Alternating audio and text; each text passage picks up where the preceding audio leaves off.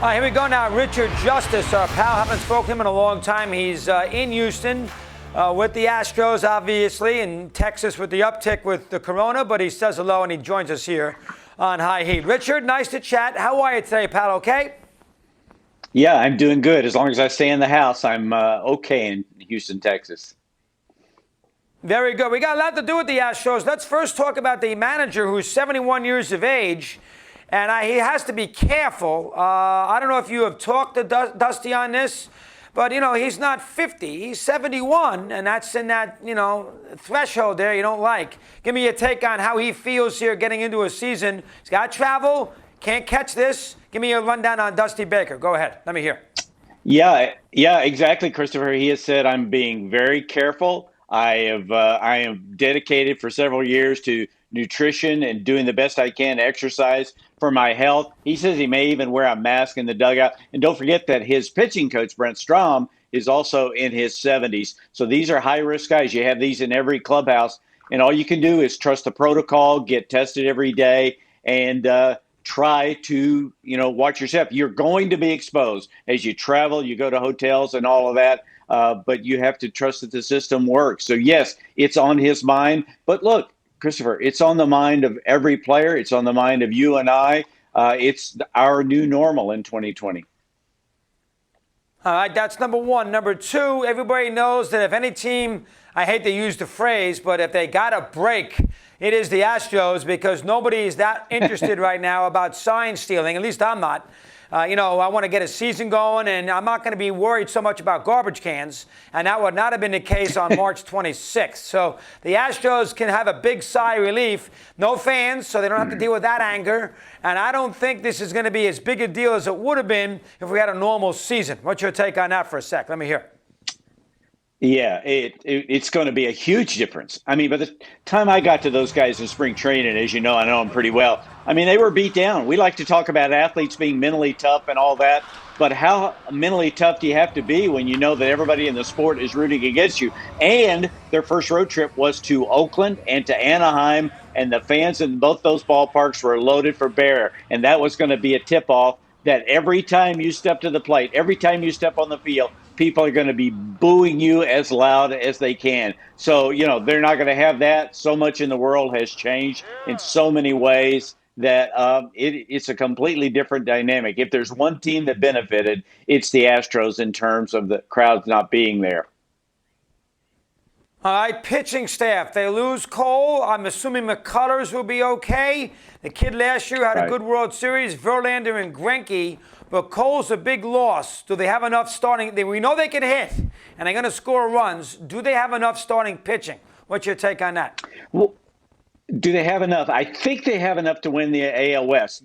Do they have as much as Oakland? The 60-game season evens the playing field for Oakland, and now the workload management they were going to worry about with Puck and Luzardo and even Sean Manaea, they don't have to worry about that. They're going to have 12 starts. So you're right. The Astros have Verlander. He's been great. And he's had time to recover.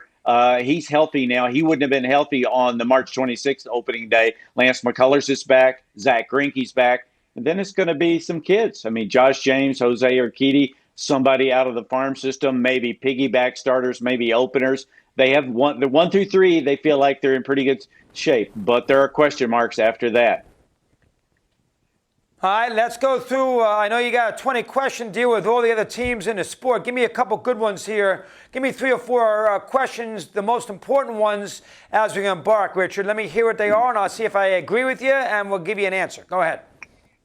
Yeah, Bryce Harper, his second full season with the Phillies. They've put a better team around him. I think there's going to be a comfort level. You and I have seen it for years. When a player signs a big contract, they can say, I'm going to be the same as I've always been. But you do feel, even Bryce Harper, you do feel the burden of expectations. I think he may have a monster year with the Phillies. And if Jake Arrieta's okay, I think they've got a chance to really be good. You agree with me about Harper?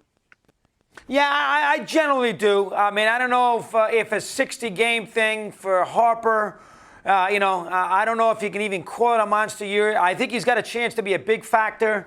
But it's only 60 games. Is he capable of playing really well and carrying that team? Yes. The expectation would be a little different without the fans. But yeah, I generally could see the Phillies. I think Girardi's the biggest addition.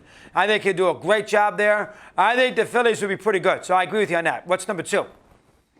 Yeah, and the other thing is Shohei Ohtani. I mean, the Angels are all in on making him a two-way player. He's healthy. He's passed every test so far. And, a guy like Joe Madden is you said Girardi was great for Philly. Joe Madden is the right guy to handle these circumstances, and especially in trying to find a spot for Ohtani. When do you pitch him? When do you play him? We've seen the skill set. We know the skill set is off the charts. He's going to be good. And it'll be interesting to see. And you put Ohtani in the middle of that lineup with Rendon and with Trout and maybe their top prospect, Joe Adell. I mean, that team is going to be, is going to score some runs.